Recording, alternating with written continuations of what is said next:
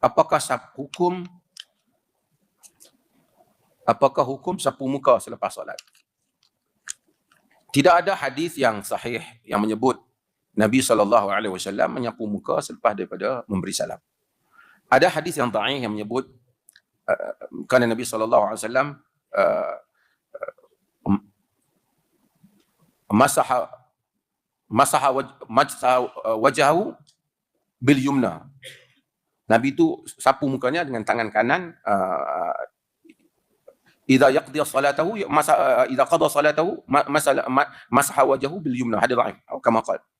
Nabi ini apabila habis salat sapu dengan tangan kanan mukanya. Tapi hadis ini dhaif. Di kalangan para ulama ada yang menyatakan bahawasanya hadis ni walaupun dhaif dia boleh diamalkan. Lalu mereka kata sapu. Majoriti para ulama menyebut tidak ada hadis yang sahih dalam masalah ini yang menyuruh menyapu muka selepas memberi salam. Bahkan ada hadis yang menunjukkan adanya pasir di muka Nabi selepas daripada salat, yang menunjukkan baginda sallallahu alaihi wasallam tidak menyapunya. Itu hadis tentang malam Lailatul Qadar. Dengan itu maka tidak perlu menyapunya selepas daripada memberi salam.